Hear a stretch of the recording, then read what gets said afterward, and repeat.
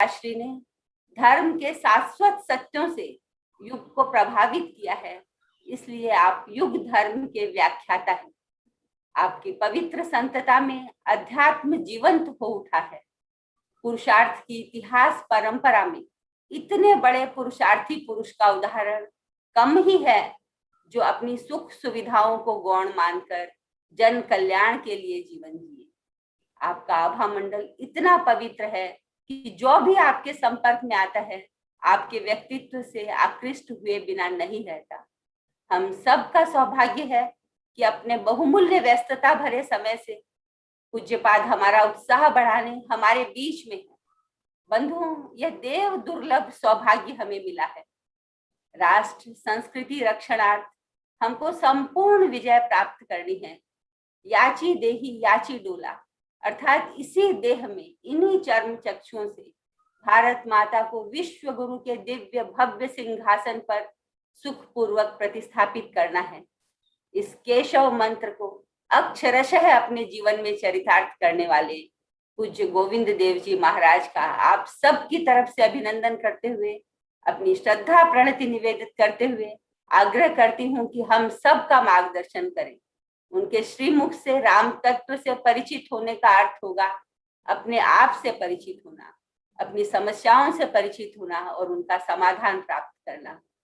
हम सब आग्रही और उत्सुक हैं आपकी अमृतवाणी सुनने को। आप हमें वह पाथेय प्रदान करें जो जीवन भर का संबल बन जाए। व्यष्टि और समष्टि के हित के लिए सर्वतोभावेन समर्पित परम श्रद्धेय पूज्यपाद गोविंद गिरि जी महाराज को श्रद्धा पूर्वक सादर आमंत्रित करती हूँ।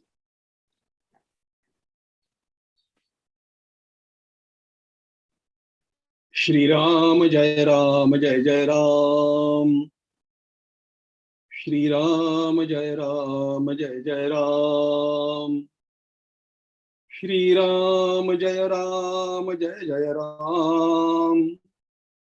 श्री राम जय राम जय जय राम।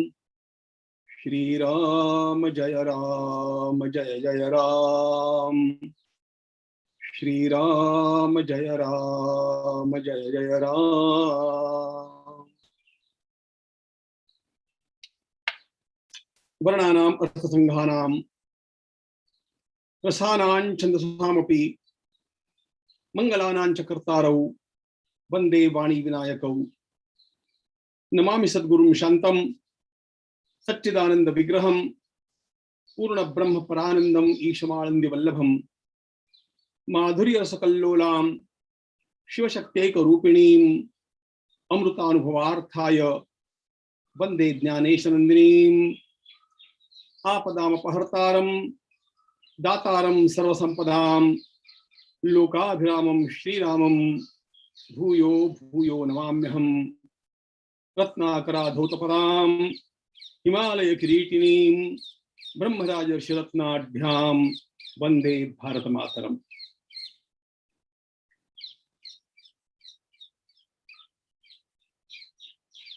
आरंभ में ही मैं वनवासी कल्याण आश्रम दक्षिण बंग का हृदय से अभिनंदन करता हुआ आभार प्रदर्शन करना चाहूंगा कि उन्होंने भगवान श्री राम के नाम से मंडित अहम रामः अस्मि, मैं राम हूं, रामोहम, इस अत्यंत यथार्थ और नूतन उपक्रम में मुझे सहभागी कर लिया है। अनेक संस्थाएं इस उपक्रम के साथ जुड़ी है, उन सभी का नाम हम सभी लोगों ने सुना। इन सभी संस्थाओं का भी मैं अभिनंदन करना चाहता हूं कि उन्होंने इस उपक्रम से जुड़ करके अपना कर्तव्य निर्वाह किया। वनवासी कल्याण आश्रम जिस मंगल उद्देश्य से स्थापित हुआ और जिस प्रकार का महान कार्य वह करता आया है वह हम सब लोगों से परिचित है। वस्तुतः वनवासी कल्याण आश्रम की स्थापना किसने की, यह प्रश्न मुझे पूछा जाए तो मैं यही कहूंगा कि भगवान श्री राम ने जिनकी सेवा करने में अपना पूरा जीवन व्यतीत किया, उन ऋषियों के द्वारा वनवासी कल्याण आश्रमों की स्थापना हुई है। और वनवासी कल्याण आश्रमों की स्थापना करने वाले उन ऋषियों की रक्षा के लिए श्री भगवान अपना घर छोड़ करके चले, सुविधाओं को त्याग करके चले, उस अत्यंत प्राचीन कार्य को पुनः इस देश में आप लोगों ने पुनरुज्जीवित किया और हमारे देश के वनवासी भाई बहनों की सेवा के लिए आप लोगों ने अपने जीवन में यथाशक्ति सेवा प्रदान करने का अत्यंत मंगलमय कार्य किया। आप सभी का अभिनंदन। भगवान श्री राम हम सभी के लिए आराध्य दैवत तो है ही, लेकिन भगवान श्री राम की विशेषता यह है कि उनके अवतार के बारे में खुल करके एक बात सभी आचार्यों, सभी संतों के द्वारा कही गई, और वह यह बात है कि धर्म को जानना हो तो और कुछ करने की आवश्यकता नहीं, राम जैसे बनने का प्रयास करो, यही धर्म है। रामादिवत वर्तितव्यम, रामादिवत वर्तितव्यम, रामो विग्रहवान धर्मः। भगवान श्री राम धर्म की यानी हमारे सांस्कृतिक समस्त जीवन मूल्यों की साकार प्रतिमा है। और इसलिए खुल करके सभी ने ये कहा कि धर्म जानने के लिए और कुछ करने की आवश्यकता नहीं, राम को जानो तो धर्म को अपने आप जान जाएंगे। राम जैसा बनने का प्रयास करो तो अपने आप आपका जीवन धर्म में ढल जाएगा।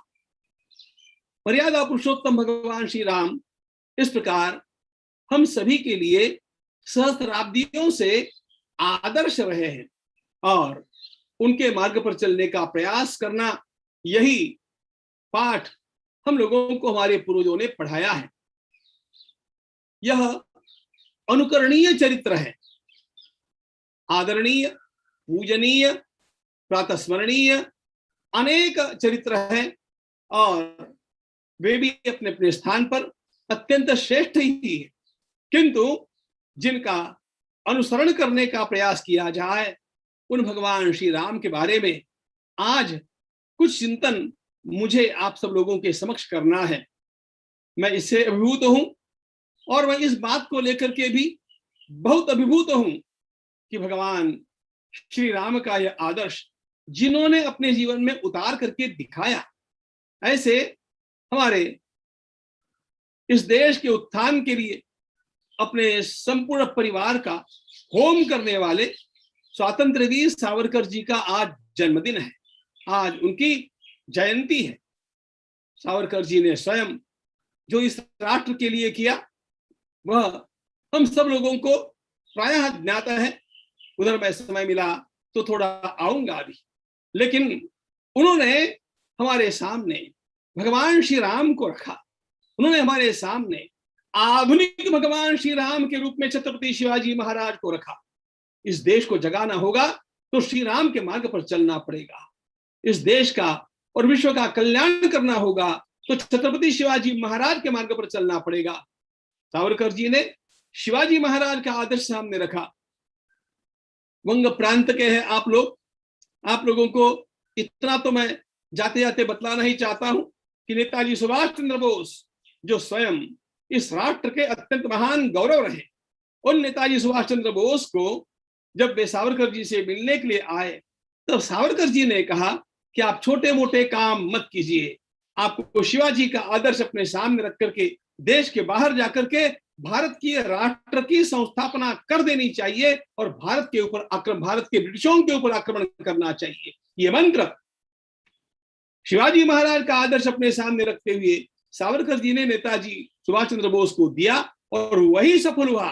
ध्यान रखना, यह वह मंत्र है जिस मंत्र ने इस देश को मुक्त किया है। और उन्होंने जिस छत्रपति शिवाजी महाराज को आदर्श के रूप में अपने सामने रखा, उन छत्रपति शिवाजी महाराज ने भगवान श्री राम को अपने आदर्श के रूप में सामने रखा। और इसीलिए तो परंपरा में चलती आई ये रामत्व की धारा आज हमारे बीच भी जगाने की आवश्यकता हम लोगों को प्रतीत होती है। क्योंकि जब जब राष्ट्र संकट में होता है, जब जब समाज के ऊपर कोई आक्रमण होता है, जब जब मानवता कुछ बलिदान चाहती है, त्याग चाहती है, पुरुषार्थ को ललकारती है, उस समय इसी प्रकार की भूमिकाएं आवश्यक होती है। मित्रों, उस समय को याद करो, छत्रपति शिवाजी महाराज के समय को, जो अंधकारमय समय था। आज आपको अंधकार लगता है, भगवान श्री राम के समय भी अंधकार था, लेकिन उस अंधकार में भगवान श्री राम ने अपने पुरुषार्थ से एक दीपक जलाया और उस दीपक ने अत्यंत महान रूप धारण किया और धर्म की संस्थापना पुनः होकर के रही। छत्रपति शिवाजी महाराज के समय में भी ऐसा ही सर्वत्र अंधकार था, केवल अंधकार था। उस समय महाराष्ट्र के महान संत छत्रपति शिवाजी महाराज के सदगुरु समर्थ रामदास स्वामी ने एक नारा दिया था। वो नारा था, जय जय रघुवीर समर्थ, जय जय रघुवीर समर्थ।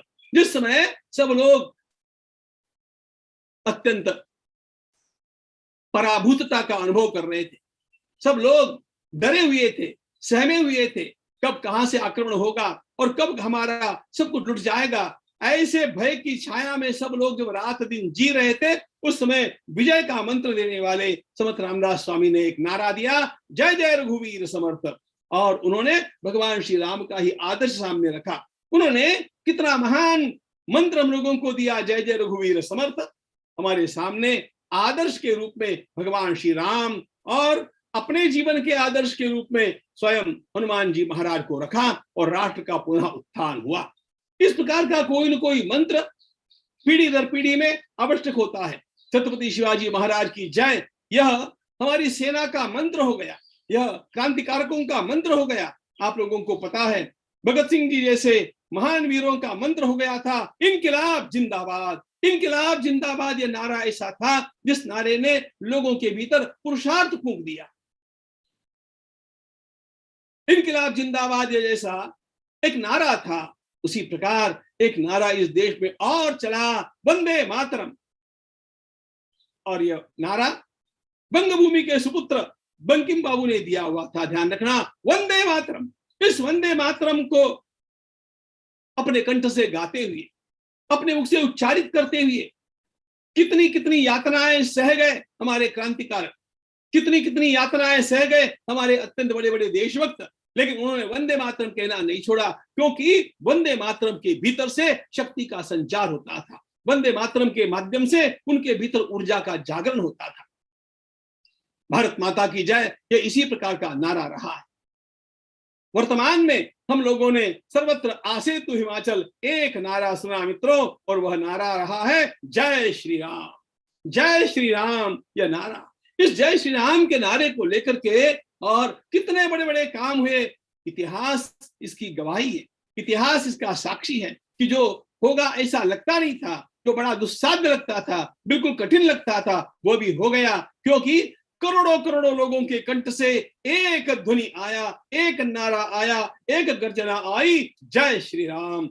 जय श्री राम यह महामंत्र बन गया। और इस मंत्र का चिंतन करते हुए, इस मंत्र का उच्चारण करते हुए, इस मंत्र का गान करते हुए, इस मंत्र को बार बार दोहराते हुए रेले के रेले ऐसे चल पड़े कि इस देश का जो अंधकार कभी छटेगा नहीं ऐसा लगता था, वो अंधकार छट गया। और अयोध्या की पावन धरा के ऊपर भगवान श्री राम के भव्य मंदिर के साकार होने का सुनहरा सपना जो हमारे पूर्वजों ने देखा था, हम अपने नेत्रों से पूरा होता हुआ अब देख रहे हैं।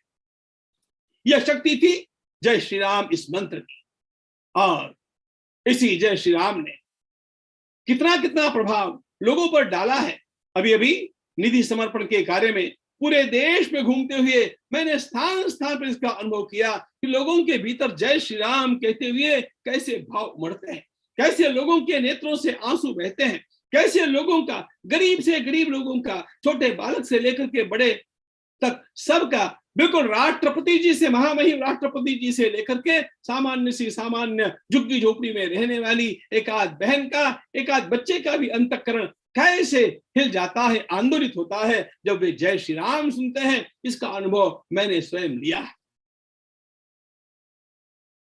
मित्रों, जय श्री राम। ये इस प्रकार का अद्भुत मंत्र हम लोगों से आज एक मांग कर रहा है। मंत्र का उच्चारण करना जो होता है ना, मंत्र का उच्चारण करते समय एक बड़ी सीख हमारे पूर्वजों ने हम लोगों को दी, धर्मशास्त्र में दी, और वो ये दी कि शिवो भूत्वा शिवम यजेत, देव एव यजेत देवम, ना देवो देवम अर्चयेत। देव की आराधना करनी है तो देव जैसा बनना चाहिए। राम, इसका सीधा अर्थ यह है कि राम की आराधना करनी है तो राम जैसा बनना चाहिए। उस रामत्व को मेरे भीतर जागृत करना चाहिए। भगवान श्री राम कहीं साकेत धाम में है, भगवान श्री राम कहीं अयोध्या जी में है, भगवान श्री राम किसी मंदिर में है, ऐसा ही नहीं, वो तो है, लेकिन वे भगवान श्री राम मेरे भीतर जागृत होंगे तब जाकर के मेरा अनुष्ठान पूरा होगा। और यह बात हर बालक के मुख से निकलनी चाहिए, हर बालिका के मुख से निकलनी चाहिए, हर व्यक्ति के मुख से निकलनी चाहिए। रामो हम, उस राम को मैं अपने भीतर जागृत करके रहूंगा। बरसों से मैं स्वयं अपनी कथाओं में एक गीत गाता आया हूं। चंदन है इस देश की माटी, तपोभूमि हर गांव है, हर बाला देवी की प्रतिमा, बच्चा बच्चा राम है, बच्चा बच्चा राम है। हर बालक के भीतर इस रामत्व को जगाना। यहां पर बालक शब्द का अर्थ आप केवल आयु से मत लीजिएगा, हम सब बालक ही है भगवान श्री राम के सामने। हम सभी के भीतर उस रामत्व को जगाना आज की आवश्यकता है, और यही हमारे वास्तव में पुरुषार्थ की मांग है। यह रामत्व तुम्हारे भीतर जगे। मंदिर में हम लोग भगवान श्री राम की एक पाषाण प्रतिमा लाते हैं और आदर के साथ उसमें वैदिक विधि विधान के अनुसार प्राण प्रतिष्ठा करते हैं।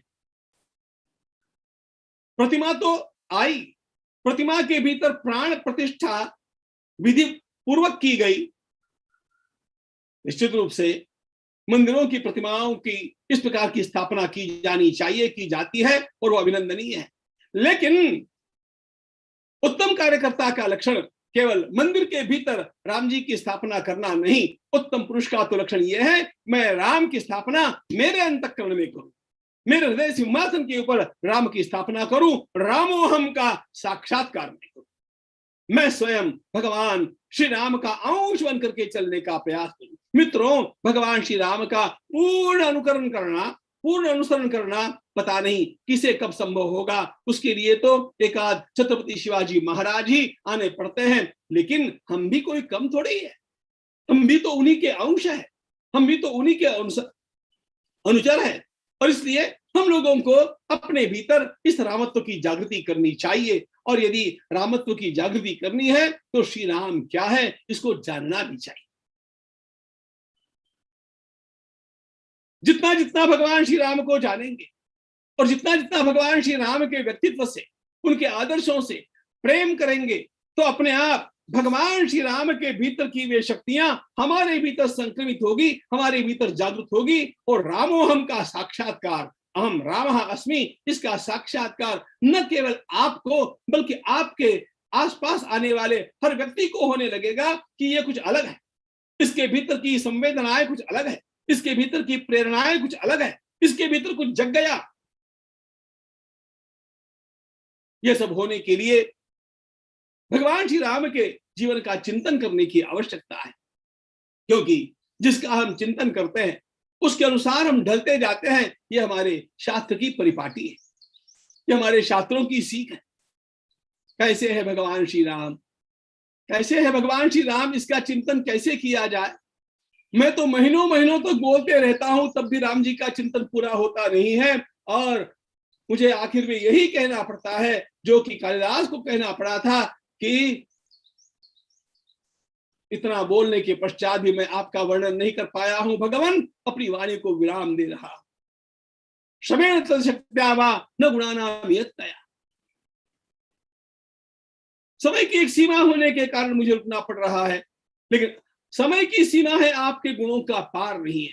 कैसे वर्णन किया जाए। ऐसा जब महीना महीना भर बोलने के पश्चात भी मुझे कहना पड़ता है तो 60 मिनट के भीतर मैं आपके सामने भगवान श्री राम के बारे में क्या रखूं और क्या न रखूं, यह मेरे लिए बहुत बड़ी समस्या है। इस बात को आप ध्यान में लेकर के जो कुछ थोड़ा बहुत इस समय के लिए उपयुक्त मुझे लगता है उसको ही आप श्रवण कीजिएगा।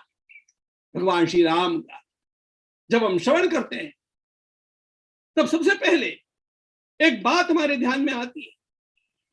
16 वर्ष के हैं श्री राम जब वे अपने घर से बाहर निकले हैं विश्वामित्र महर्षि के साथ। वहीं से उनका अभियान आरंभ हुआ है और इस अभियान में उन्होंने जिन जिन बातों को अपने जीवन में धारण किया वे बातें अपने मुख से स्वयं लंका कांड में बतलाई। आपको प्रसंग याद होगा, सामने रावण है, भगवान श्री राम बताती है, रावण रथ में बैठा है, रावण रथी बिरथ रघुवीरा देखि विभीषण भयउ अधीरा। मायावी रावण को रथ में बैठा हुआ देख करके और भगवान श्री राम को पदाति के रूप में देख करके और किसी प्रकार की सुविधाएं प्रभु के पास नहीं है, यह देख करके विभीषण ने अधीर होकर के कहा कि ठाकुर कैसे निभेगा। तब भगवान श्री राम ने जो वाक्य कहे हैं उन वाक्यों को हर बालक को याद करना चाहिए, क्योंकि वह भगवान श्री राम का स्वयं का चरित्र स्वयं के मुख के द्वारा कहा गया है। प्रभु ने स्वयं विभीषण से कहा, विभीषण तुम चिंता मत करो, रावण का रथ तुम्हें दिखता है, भौतिक रथ में बैठ करके रावण भले ही आया हो, लेकिन मैंने जीवन भर कुछ आराधना की है, मैं भी एक रथ में बैठा हूं, उस रथ का नाम है धर्मरथ, और उस रथ में बैठ करके मैं स्वयं, यह रथ लोगों को दिखता नहीं है, लेकिन विभीषण ध्यान रखना यह रथ अत्यंत बलवान है, इस रथ में बैठ करके आने वाला ही सफल होता है। और वहां पर प्रभु ने विभीषण की वाणी का उपयोग करते हुए मानो अपना स्वयं का जीवन चरित्र कह दिया, अपना जीवन प्रभु ने कैसे साधा है इसको बताया है। और आरंभ करते समय ही वे कहते, सौरज धीरज जहि रथ चाका सत्यशील दृढ़ ध्वजा पताका। अब ये विषय ऐसे है मित्रों, मैं कितने ही दिनों तक इस पर बोलता जाऊं तो भी वह कम ही है, लेकिन मुझे बतलाना केवल आज इतना ही है आपके समक्ष कि प्रभु ने यहाँ पर अपने स्वयं के जीवन में जिन जीवन मूल्यों का पालन किया है उनका उच्चारण अपने मुख से कह करके दिखाया है। मैंने जीवन में सबसे पहले शौर्य और धैर्य को साधा। मनुष्य का जीवन शौर्यपूर्ण होना चाहिए, और वह शौर्य उसमें भीतर तब जगता है जब उसके सामने लक्ष्य स्वच्छ हो। भगवान श्री राम की सबसे बड़ी विशेषता यह है कि आरंभ काल से उनके सामने लक्ष्य स्वच्छ है, मुझे अपने जीवन में क्या करना है यह बात उनके सामने साफ है जब वे अवस्था के केवल 16 वर्ष के हैं। ये सारी बातें तब पता चलेगी जब वाल्मीकि रामायण का अध्ययन आप लोग करेंगे, उसके पूर्व नहीं। लोगों को ऐसे लगता है कि रावण के ऊपर आक्रमण भगवान श्री राम ने इसलिए किया कि रावण भगवती जानकी को भगा करके ले गए। अरे ऐसा कहना तो ये बच्चों की राम कथा हो गई। His life was a planned life। संपूर्ण देश के ऊपर किस प्रकार से, नहीं पूरे विश्व के ऊपर किस प्रकार से रावण का आक्रमण अत्यंत भीषण रूप ले चुका है, उसका नाश करना होगा तो योजना पूर्वक चलना पड़ेगा। यह सोच करके भगवान 16वें वर्ष में चले हैं, ध्यान रखना। और यही दीक्षा महर्षि विश्वामित्र महाराज ने भगवान श्री राम को दी है कि श्री राम तुम्हें आगे जाकर के ये सारे काम करने। भगवान बोले नहीं, भगवान बकवास नहीं करते हैं, भगवान सोशल मीडिया पर नहीं चलते हैं, वो मूक रहते हैं, लेकिन जो करना है करके दिखाते हैं। विश्वामित्र महर्षि के साथ भगवान श्री राम जब चले हैं उसके पूर्व महाराज दशरथ ने रावण के अत्याचारों का वर्णन किया है, और रावण के अत्याचारों के डर के कारण मैं स्वयं घबराया हुआ हूं, और जिन मारीच, सुबाहु और त्राटिका का आप वर्णन कर रहे हैं वे सारे उसके हस्तक होने के कारण मैं इस फंदे में नहीं पड़ना चाहता। ये महाराज दशरथ जी ने विश्वामित्र महर्षि को कह दिया था। रावण का संकट उस समय से भगवान श्री राम के सामने है, और इसको नष्ट करने की आकांक्षा उनके भीतर विश्वामित्र महर्षि ने जगा। अरे गुरु उसे कहते हैं जो जीवन का लक्ष्य प्रदान करता है। एबीसीडी पढ़ाने वाला थोड़ी गुरु होता है। That can be done by any teacher. गुरु जीवन में दृष्टि देते हैं, गुरु जीवन में लक्ष्य प्रदान करते हैं। मेरा जीवन किस लिए होना चाहिए इसका उद्दिष्ट जो सामने रखता है और उसके लिए ज्ञान के नेत्र जो खोल देता है, वो गुरु होते हैं। विश्वामित्र महर्षि उस प्रकार के गुरु थे और इसलिए उन्होंने जानबूझ करके भगवान श्री राम के साथ 2 दिन बिताते ही एक प्रश्न श्री राम से पूछा है। श्री राम, ये त्राटिका की ध्वनि है। त्राटिका के बारे में मैंने तुम्हें बतला दिया है। ये बताओ, तुम उसे मारोगे? वो स्त्री है श्री राम। और तुरंत भगवान श्री राम के मुख से निकल जाता है, गो ब्राह्मण हितार्थाय देशस्य च हिताय च गुरुदेव। कोई स्त्री है कि पुरुष है कि कोई और कुछ है, इसका विचार मैं नहीं करूंगा। जो गौओं को काटेगा, जो सज्जनों को कष्ट देगा, जो सामान्य जनता को लूटेगा, जो लोगों के घरों को जलाएगा, जो लोगों पर अत्याचार करेगा, ऐसा कोई भी हो, उसका नाश करने के लिए मैं आया हूं और मैं ये करके रहूंगा। गो ब्राह्मण हितार्थाय देशस्य च हिताय च। इस देश को सुखी करने के लिए मैं आया। त्राटिका स्त्री है। आपको पता होना चाहिए, भगवान श्री राम ने त्राटिका को मार करके अपने जीवन का मिशन आरंभ किया है।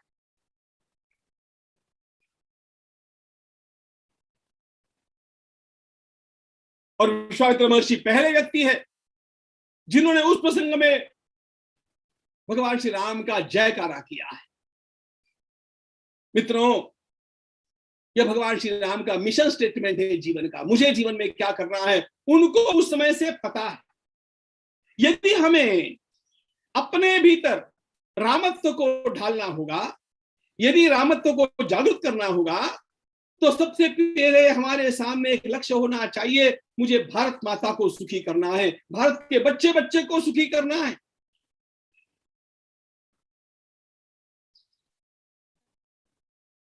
इस भारत देश में किसी के ऊपर किसी प्रकार का अत्याचार नहीं होना चाहिए।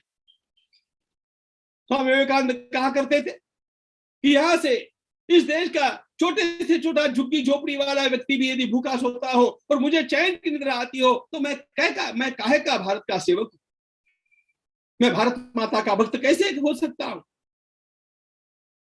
हमारे सामने एक महान लक्ष्य होना चाहिए। रामत्व के जागरण के लिए पहला सूत्र है कि हमारा लक्ष्य महान, और वो कम से कम मेरे भारतवर्ष को मैं सुखी करूं, इस प्रकार का। छोटे छोटे लक्ष्य, मुझे पढ़ना है, काय को पढ़ना है, उपाधि प्राप्त, डिग्री प्राप्त करनी है, डिग्री काय को चाहिए, नौकरी के लिए चाहिए, नौकरी काय को चाहिए, धन के लिए चाहिए, धन काय को चाहिए, मैडम के लिए चाहिए। This is the end of Solomon Grundy. इसी प्रकार के क्षुद्र ध्येय लेकर के रामत्व का जागरण नहीं होता है। ये तो सभी के भीतर जागृत होते हैं। मित्रों, रामत्व का जागरण उसे कहते हैं, अहम रामः अस्मि। यह कहने की क्षमता हमारे भीतर तब जगती है जब हम एक संकल्प कर लेते हैं कि मुझे मेरा जीवन केवल मेरे लिए नहीं जीना है, मुझे मेरा जीवन मेरे समाज के लिए जीना है, मेरे धर्म के लिए जीना है, मेरी संस्कृति के लिए जीना है, मेरे राष्ट्र के लिए जीना है। सावरकर जी का जन्मदिन है ना, उन्होंने कितना सुंदर गाया, गुण सुमने ही वेचिय लिया भावे ने सुगंधा। वे गीत गाते हैं बोस्टन के समुद्र तट से कि भारत मां, मैंने अपने जीवन में इतने सद्गुणों को विकसित जो किया है, यह केवल तुम्हारी सेवा के लिए किया है। यदि इन सद्गुणों का उपयोग तुम्हारी सेवा करने के लिए न हो, हाँ, व्यर्थ भार विद्येचा, मेरी विद्या व्यर्थ है, मेरा जीवन व्यर्थ है। रामत्व का जागरण मेरे भीतर करना हो तो अपने भीतर ये महान लक्ष्य सबसे पहले जागृत होना चाहिए कि मैं केवल परिवार के लिए नहीं जीऊंगा। परिवार के लिए जीना कोई खराब बात नहीं है, अच्छी बात ही है, लेकिन अपने को परिवार में ही सीमित कर लेना अच्छी बात नहीं है। ध्यान रखना, महान पुरुषों का जीवन ऐसा नहीं होता है। कुलस्यार्थे ग्रामस्यार्थे कुलम त्यजेत् ग्रामं जनपदस्यार्थे आत्मार्थे पृथ्वी त्यजेत्। भगवान श्री राम त्राटिका के वध के प्रसंग से ही अपने जीवन का लक्ष्य बतला देते हैं और उसी लक्ष्य को सामने रख करके भगवान श्री राम सुबाहु का वध करते हैं, त्राटिका का वध करते हैं, मारीच को दूर फेंक देते हैं और बाद में जब समय ने पुकारा और अवसर मिल गया तो वन का रास्ता ग्रहण कर लेते हैं। चले भगवान श्री राम वन में जाकर के भी मित्रों भरत जी तो उन्हें राज्य वापस लौटाने के लिए आए थे। भगवान श्री राम के स्थान पर हम होते तो क्या करते? हम यही कह देते कि ठीक है भरत, अब राज्य लौटाने के लिए तुम आए हो, लेकिन लौट आना अच्छा नहीं लगता, लोग क्या कहेंगे, पिताजी के वचन का क्या होगा। लेकिन एक काम करो, 14 वर्ष तक तुम राज्य को संभाल लो, जाते जाते यहाँ चित्रकूट में एक बंगला बना दो, एक आश्रम बना दो 5 स्टार, जहां पर मैं आराम से रह लूंगा और फिर लौट करके आ जाऊंगा। ऐसा कह देते भगवान श्री राम तो उसमें क्या गलत होता जी।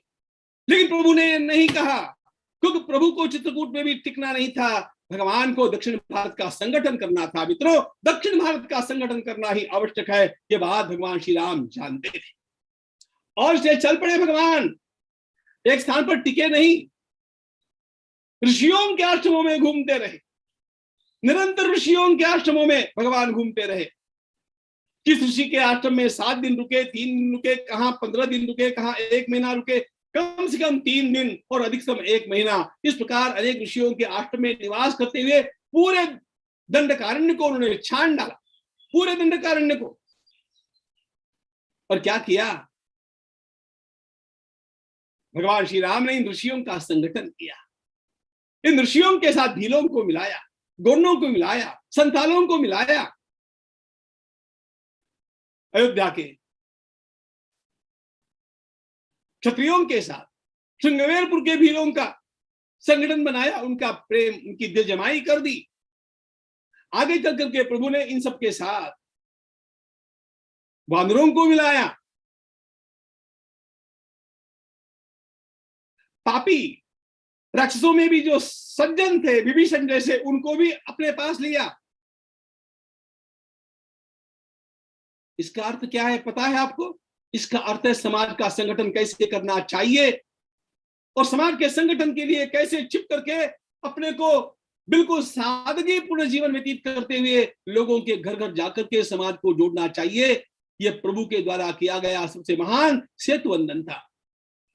वाल्मीकि रामायण में मैं पढ़ता हूं, रावण तब घबराया जब रावण ने यह देखा, जब रावण ने यह सुना कि सागर के ऊपर सेतु बन गया है, 100 योजनों के सागर के ऊपर सेतु बनेगा, ऐसा कभी रावण को लगा नहीं था। यह पहला प्रसंग है जब रावण घबराया है, आशंकित हुआ है। सागरे सेतु बंधनतम न शब्दध्यान कथंचन, रावण ने कहा सागर के ऊपर सेतु, मैं तो भरोसा ही नहीं कर सकता। मूल बात यह है कि पत्थरों का सेतु तो भगवान श्री राम ने निर्माण किया ही था, लेकिन सबसे बड़ी बात यह थी कि भगवती जानकी की मुक्ति के लिए उस निमित्त से जो संघर्ष आरंभ हुआ, उस संघर्ष में युद्ध करने के लिए सामने वाली जो सेना आकर के खड़ी थी, उस सेना में अयोध्या का कोई भी नहीं था। अयोध्या के केवल भगवान श्री राम और लक्ष्मण 2 ही थे, बाकी सब लोग भगवान के द्वारा संगठित किए हुए लोग थे। ये जो प्रभु ने क्षत्रियों के साथ भीलों का, भीलों के साथ ऋषियों का, ऋषियों के साथ संतालों का, घोड़ों का, बांदरों का, राक्षसों का, हृदयों का सेतु जो निर्माण किया है, जिसको संगठन कहते हैं आपकी भाषा में, वह सेतु बंधन भगवान श्री राम के जीवन की सबसे महान लीला है। इसी संगठन के बल पर रावण मारा जा सकता है, यह प्रभु ने पहले ही निश्चित कर लिया था। और यही करते हुए श्री भगवान 14 वर्षों तक घूमे थे। ध्यान रखना, तो भगवान श्री राम को वो राजा बनकर के सिंहासन पर बैठे इसलिए कम याद करते हैं, उसके पहले 14 वर्षों में उन्होंने जो अधिक काम किया है उसके लिए याद करते हैं, क्योंकि उन 14 वर्षों में भगवान श्री राम के जीवन से वो सारे पहलू, गुण के वे सारे पहलू निकल करके आ गए, जिन गुणों के कारण नर करनी करे तो नर का नारायण हो जाए, ये हम लोगों के ध्यान में आता है। रामोहम, हम रामः अस्मि इस प्रकार का भाव अपने भीतर वास्तव में प्रामाणिकता के साथ जागरूक करना हो तो मित्रों, समाज का संगठन कीजिए, सबको जोड़िए, समरसता का गान गाइए, झुग्गी झोपड़ियों में जाइए, बड़ों से छोटों को, संप्रदायों से अतीत होकर के, सांपत्तिक श्रेणियों से अतीत होकर के, जाति आदिकों से, भाषाओं से, प्रदेशों से अतीत होकर के भारत माता की सेवा करने के लिए एक समरसता का सेतु जब आप निर्माण करेंगे, तब जाकर के आज की त्राटिका मारी जाएगी, तब जाकर के आज का रावण समाप्त होगा, उसके बिना नहीं होगा। और विश्वास कीजिएगा, यह सब हो सकता है, लेकिन इसके लिए आपके भीतर विश्वास होना चाहिए। भगवान श्री राम की अत्यंत बड़ी विशेषता है उनको आत्मविश्वास। कल्पना कीजिएगा, भगवती सीता का अपहरण होने के पश्चात की स्थिति हम पर आती तो हम क्या करते? हम अयोध्या समाचार भेजते कि भरत कुछ तो भी करो, तुम्हारी भाभी का अपहरण हो गया है। भगवान श्री राम ने कुछ नहीं किया, अयोध्या के लोगों को भनक नहीं लगने दी। अरे मेरे कार्यकर्ता मैं निर्माण करूंगा, मेरा धन संकलन मैं करूंगा, और चल पड़े भगवान श्री राम। विजेतव्यालंका चरण तरणीयो जलनिधि विपक्ष पौलस्त्यः रणभुवि सहायाश्च कपयः तथा पेको रामः सकलमवधि द्राक्षसकुलं क्रिया सिद्धि सत्वे भवति महतान्नोपकरणे। हमारे भीतर रामत्व का जागरण करना हो तो सबसे पहले आपको आत्मनिर्भरता को जगाना पड़ेगा। मैं करूंगा, आए कोई साथ ना आए। सावरकर जी का फिर एक वाक्य मुझे याद आता है, ध्यान रखना। अच्छा है आज उनकी जयंती है। सावरकर जी ने कहा, with you, without you, in spite of you, I must work. मुझे तो देश को जगाना है, मुझे तो देश की सेवा करनी है, मुझे तो इन पापियों का नाश करना है।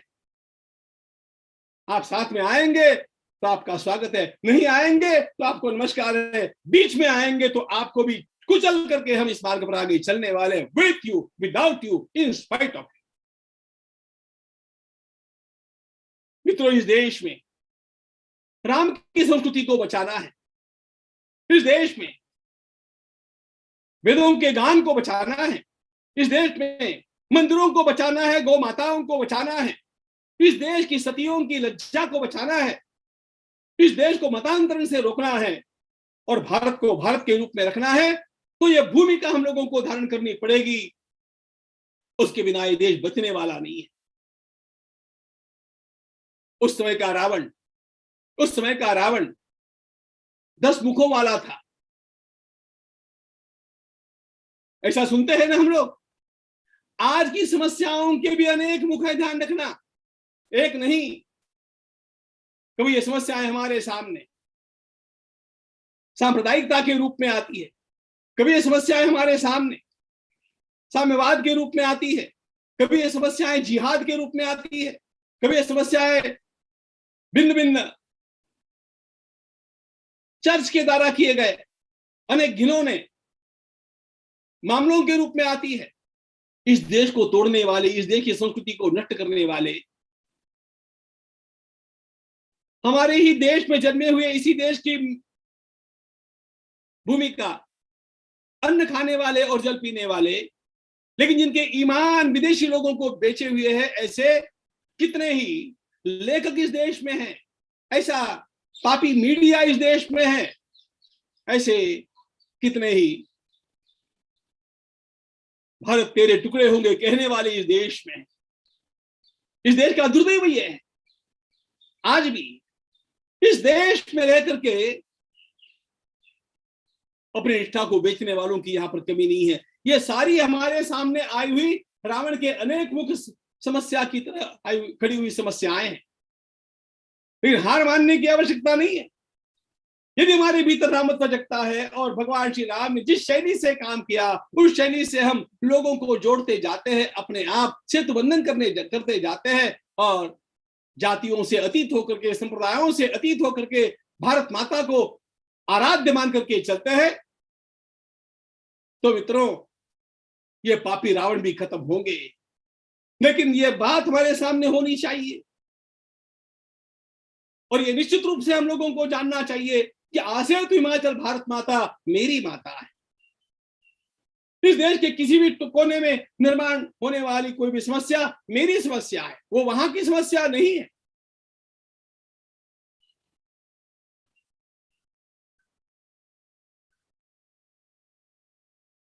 जब हम परतंत्र थे उस समय के काल में केरल में मोपराओं ने बहुत बड़ा अत्याचार हिंदू समाज के ऊपर किया था। सावरकर जी ने उसके ऊपर एक पुस्तक लिखी है, मराकाय त्याचे, ये उस मूल पुस्तक का नाम। मुझे उसका क्या, अत्यंत घिनौने अत्याचार उस समय किए गए। समाज सोया रहा क्योंकि लोगों को यह लगता था कि ये तो केरल के ऊपर हो रहा है, उत्तर प्रदेश वाला सुखी है, महाराष्ट्र वाला सुखी है, ये हमारा राष्ट्रीय पातक है, ध्यान रखना। ठोकर पग को लगती है, हाथ उसकी सेवा के लिए दौड़ते हैं। उसी प्रकार इस देश के किसी भी कोने में आपत्ति आएगी, धर्म के ऊपर, राष्ट्र के ऊपर, गौ माता के ऊपर, संस्कृति के ऊपर, मंदिरों के ऊपर, वो आपत्ति मुझे मेरी लगनी चाहिए। केरल के मोपलाओं के द्वारा किए गए अत्याचारों की आपत्ति मेरी आपत्ति है, ऐसा मान करके उसके लिए कार्य करने वाले भी उस समय भी थे, बाद में भी रहे। सभी लोग तो सोए नहीं थे, लेकिन जो जगह थे वो भी उस समय संगठित नहीं थे। आपत्ति केवल केरल के ऊपर थोड़ी आई, आपत्ति कश्मीर के ऊपर आई। वहां से पंडितों को निकाला गया। यह आपत्ति किसकी थी? क्या कश्मीर के लोगों की आपत्ति थी? क्या आपत्ति पूरे देश की आपत्ति थी? स्वामी रामतीर्थ कहा करते थे, मैं भारत हूं, कहीं पर भी होने वाला आघात मेरे सारे शरीर को झकझोर देता है। इसलिए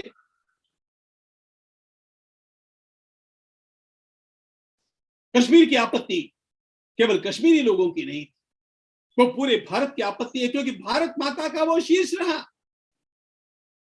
सिंधु का कट जाना, हम लोगों से दूर हो जाना, ये कोई सामान्य बात थी? हमें आज भी दुख होना चाहिए, मुझे तो रोज होता है। ध्यान रखना मित्रों, नर्मदे सिंधु कावेरी ऐसा कहते समय सिंधु कहां है ये प्रश्न पूछा जाना चाहिए।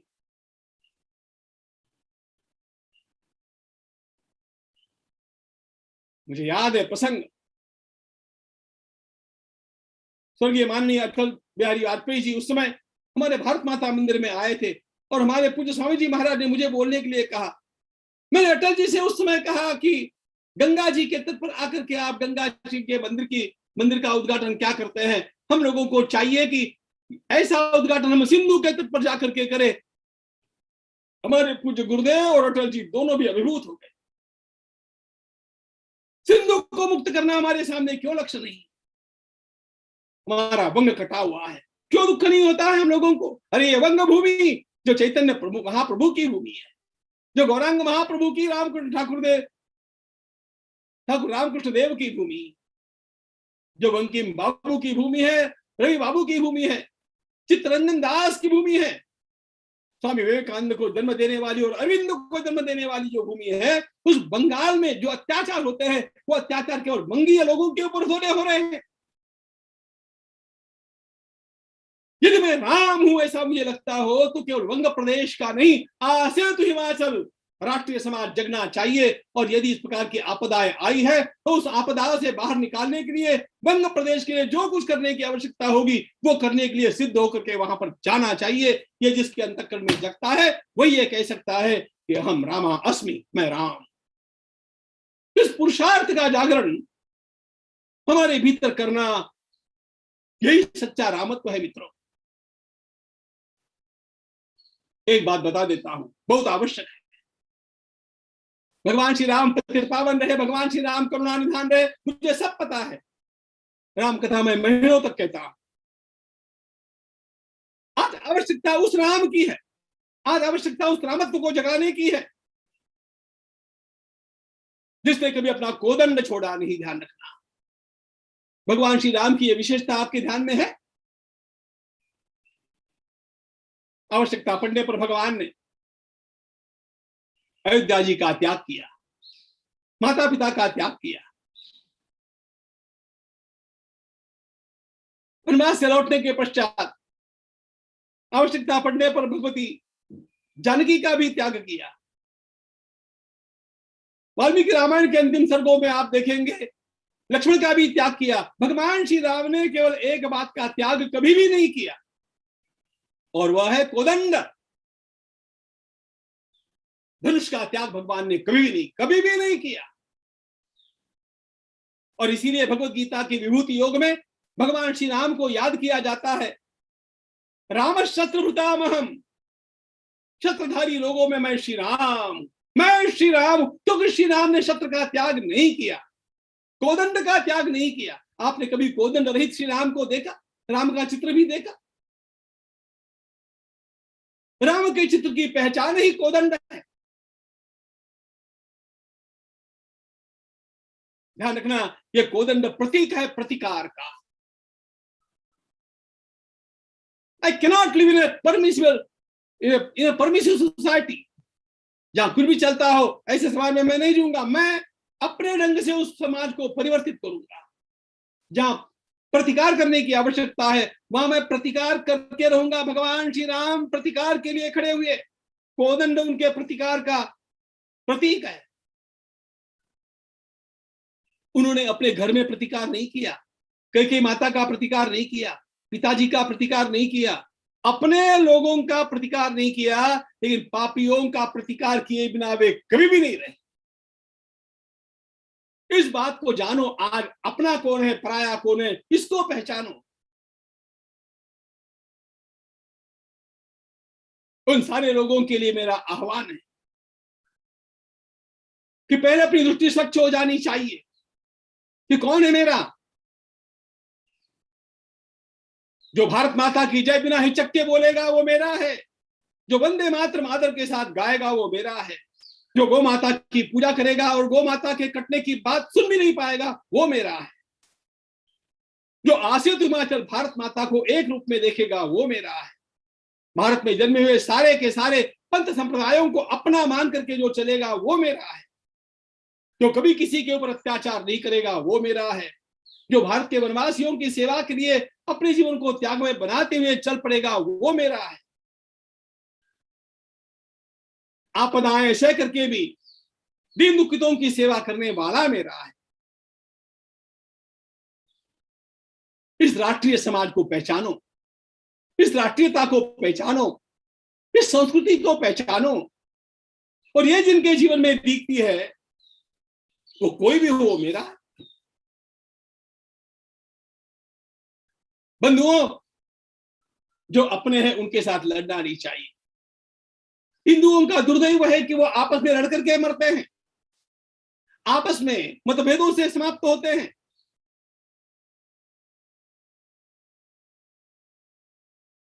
इसका परिणाम थोड़े से लोग आकर के हम लोगों पर अत्याचार कर जाते हैं। प्लासी की लड़ाई में क्या हुआ था? उस समय के एक अंग्रेज ने लिखा है कि जब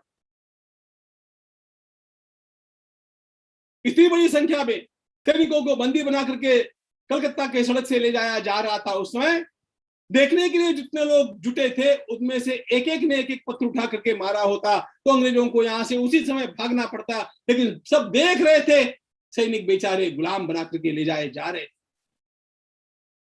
हमने पहचाना नहीं कि हमारा कौन है और पराया कौन। सबसे पहले अपना कौन पराया कौन इसका विवेक करना सीखो, और जो अपने हैं उनके साथ मैं कभी नहीं लड़ूंगा, उनके साथ मेरे मतभेद कभी होने नहीं दूंगा। यह संकल्प करके भगवान श्री राम ने अपने घर में यही किया। स्वयं कष्टों को सहा लेकिन मतभेद के कारण घर को फूटने नहीं दिया, और पापियों को जरा भी छोड़ा नहीं। प्रतिकार करने की क्षमता है ना, सीमा पर जाकर के करना चाहिए, इन पापियों के सामने करना चाहिए। जहां जहां अत्याचार होता है, जहां जहां लोगों पर घर में जाकर के अत्याचार किए जाते हैं, लूट खसोट की जाती है, वहां जाकर के प्रतिकार करने की आवश्यकता है। हमने ये विवेक त्याग दिया। मैं राम हूं ऐसा कहते समय इस विवेक के जागरण की आवश्यकता है, और उसके लिए प्रतिकार के लिए सिद्ध रहने की आवश्यकता है। लेकिन ध्यान रखना, प्रतिकार वो कर सकता है जिसको स्वयं सामर्थ्य प्राप्त हो, इस सामर्थ्य की आराधना भी करनी चाहिए। और जब हम वर्तमान युग में रहते हैं तो वर्तमान युग का सबसे बड़ा सामर्थ्य है संगठन। संख्या बल की भी आवश्यकता है। लोगों को जोड़ते चलो, लोगों का स्टैंपिंग मत करो,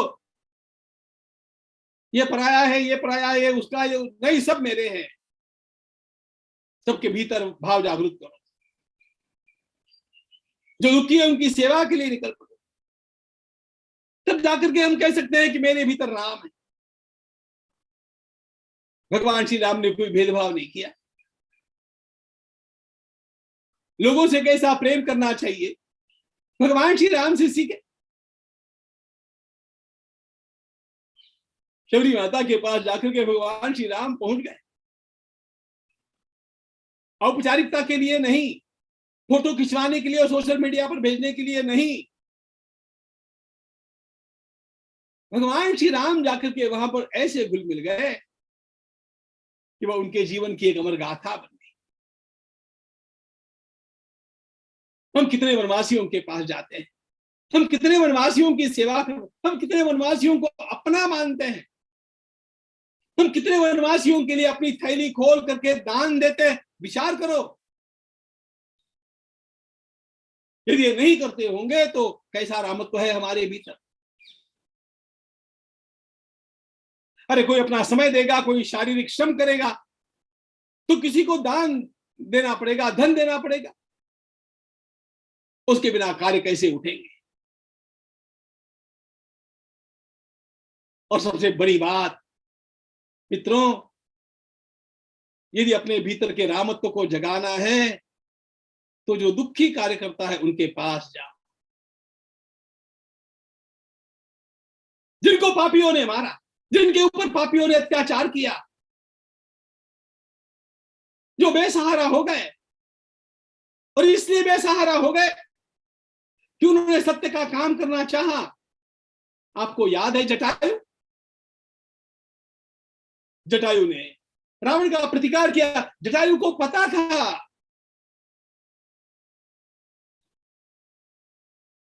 कि रावण का बल बहुत अधिक है, मैं उसके सामने टिक नहीं पाऊंगा, मैं टिक नहीं पाऊंगा। इसका पता होने पर भी जटायु ने रावण को बिना छेड़े जाने नहीं दिया, रोका, रोकने का प्रयास किया, जितना बल था उतना प्रतिकार किया, आखिर गिर गए।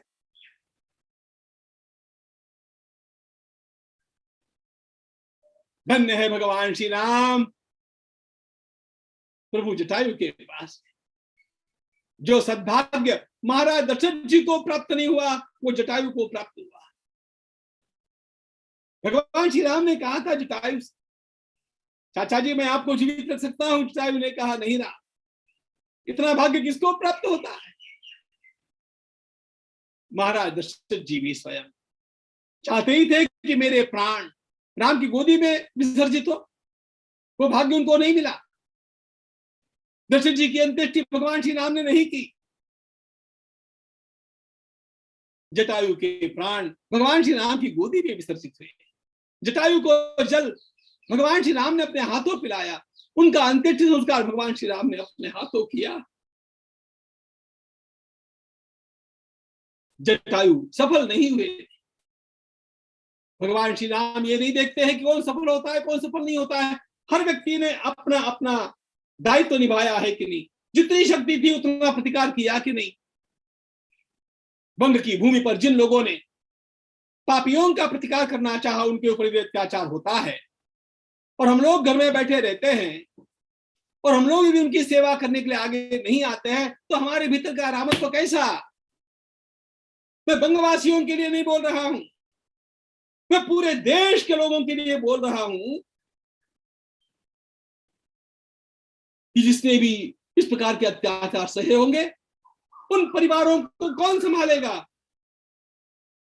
आपके भीतर यह रामत्व जगना चाहिए कि आप वहां पर जाए, उनके आंसुओं को पोंछे, उनसे यह कहे कि आप अकेले नहीं हैं, हम आपके साथ।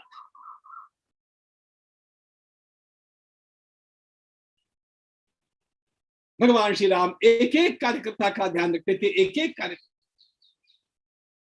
प्राणार्पण करने वाले जटायु का भी उन्होंने ध्यान रखा, तो छोटी सी सेवा अर्पित करने वाली छोटी सी गिलहरी को भी उन्होंने अपने करतल पर लिया।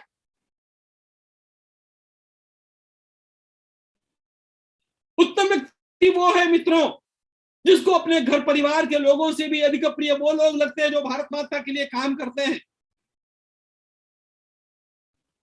मुझे मेरे कार्यकर्ता प्रिय लगने चाहिए, देश के लिए खटने वाला, देश के लिए जीने वाला, देश के लिए मरने की तैयारी रखने वाला मुझे प्रिय लगना चाहिए। तब मैं ये कहने का अधिकारी हूं कि हम रामा अस्मि। अपने भीतर इस रामत्व का जागरण करना आज की अत्यंत बड़ी आवश्यकता है।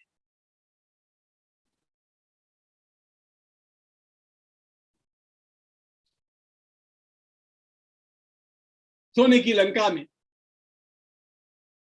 विभीषण तो भगवान श्री राम को लंका अर्पित करने के लिए आ गए थे।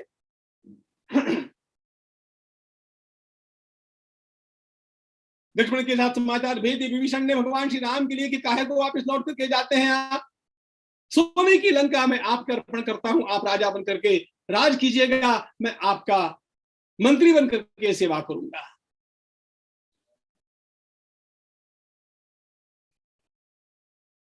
हम लोगों को तो ऐसा चांस मिलने की आवश्यकता है कि तुरंत हम तैयार हो जाते। कितने सारे लोग विदेशों में रहने के लिए तैयार हो गए। भगवान श्री राम ने नहीं कहा, ये नहीं माना।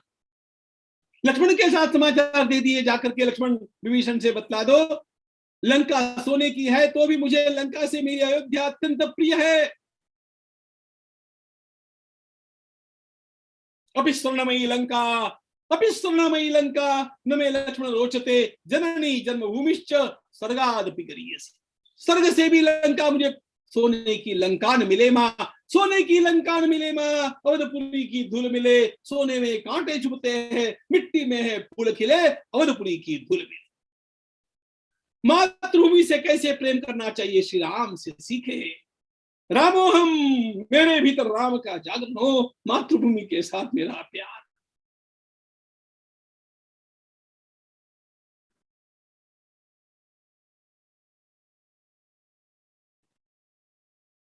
क्या करूं, मुझे आज सावरकर जी की बहुत याद आ रही है, उनकी जयंती है। इस मातृभूमि के लिए ही उन्होंने स्वयं समुद्र के तट पर गाया, ने मजसी ने परत मातृभूमिला, सागरा प्राण तळमळला। ये सागर मुझे मेरी मातृभूमि के पास ले जा। अरे तीनों भाई अंडमान के कारागृह में थे, तीनों के तीनों भाई। तब सावरकर जी ने कविता लिखी, हे मां हम 3 थे इसलिए यहां पर आए, हम 7 होते तो भी यहीं पर आते। हे काय बंधु असतो तरी 7 आम्ही, तत्संदिलीच असते दिदले बळीमी। पूरा का पूरा परिवार मातृभूमि की सेवा में। कैसा त्याग। स्वामी विवेकानंद का प्रदेश है अंग प्रदेश, उनकी जन्मभूमि वहां है ना। स्वामी जी ने क्या कहा याद रखना, स्वामी जी ने कहा हमारे भीतर गुरु गोविंद सिंह जागृत हो जाने चाहिए, जिन्होंने धर्म की रक्षा के लिए, इस राष्ट्रीयता की रक्षा के लिए पूरे परिवार का होम कर दिया। बलिदान गोविंद सिंह साहो, स्वार्थ सारा ही जल, सारा स्वार्थ। गुरु तेग बहादुर जी भी, स्वयं गोविंद सिंह जी महाराज भी, उनके चारों पुत्र भी, पूरा का पूरा परिवार 3 पीढ़ियां इस देश के लिए खप गई। इसकी सारी प्रेरणा का राम जी की जन्मभूमि की भक्ति, ये मूल प्रेरणा है। रामो हम, मेरे भीतर मातृभूमि की सेवा की ललक जागृत होनी चाहिए, और ये मातृभूमि अखंड भारत की ध्यान रखना चाहिए। मित्रों ऐसे मत समझना कि भारत आज खंडित है, हम लोगों को स्वतंत्रता मिली वो खंडित स्वतंत्रता है, हम तो अखंड भारत के पुजारी हैं। योगी अरविंद जी ने लिख करके रखा है कि एक दिन आएगा भारत पुनः अखंड होगा। हम लोगों को यही आकांक्षा रखनी चाहिए। आज जिस अवस्था में भी हमारा देश है, उस अवस्था में भी इस राष्ट्रीयता का पोषण करने की आवश्यकता है। मातृभूमि और हमारी संस्कृति, इसकी सेवा के लिए अपने जीवन को अर्पण करने की आवश्यकता है। और यदि ये काम संगठित रूप में हम लोग करते हैं तो ध्यान रखना, ये देश पुनः अखंड होकर के रहेगा। इतिहास करवटें बदलता है, वो होगा, निश्चित रूप से होगा। आज हमारे सामने क्या चुनौतियां हैं, इसका विचार तो अवश्य कीजिएगा, लेकिन डरिएगा नहीं। सेवा की वृत्ति लेकर के, कार्यकर्ताओं को साथ में लेकर के, एक समष्टि का जीवन जीते हुए, संगठन का सूत्र संभालते हुए, विजय की आकांक्षा लेकर के यदि हम चलते हैं तो निश्चित रूप से ध्यान रखना, हमारे पूर्वजों ने जो सपने देखे थे वो साकार होकर के रहेंगे। हमारे पूर्वजों ने सपना देखा था 370 का कदम न तोड़ना चाहिए, हो गया। राम जी का मंदिर बनना चाहिए, बन रहा है। और भी सब काम हो गए, लेकिन इसके लिए वनवासी कल्याण आश्रम जिस प्रकार की ध्वजा को लेकर के चला है, उसी ध्वजा को लेकर के चलना चाहिए। आज के संकटों से डरना नहीं चाहिए। जिनके ऊपर अत्याचार हुआ उनको सांत्वना देनी चाहिए। हम आपके साथ हैं, जाकर के उनको अनुभव कराना चाहिए। ऐसा करते रहेंगे और हाथ में हाथ मिला करके आगे बढ़ते रहेंगे तो मित्रों, ये उथल पुथल उत्ताल लहर, ये उथल पुथल उत्ताल लहर पथ से न डिगाने पाएगी। पतवार चलाते जाएंगे, मंजिल आएगी आएगी, मंजिल आएगी आएगी। धन्यवाद। भारत माता की जय। जय श्री राम। वंदे मातरम। अहम रामः अस्मि महायज्ञ की द्वितीय आहुति कल इसी समय आभासी पटल पर है। अपने सभी मित्रों को यह लिंक भेजकर जुड़ने का आमंत्रण भेजें। अधिकाधिक संख्या में वात्सल्य मूर्ति दीदी माँ रितंबरा जी का प्रेरक व्याख्यान अवश्य सुनिए। धन्यवाद।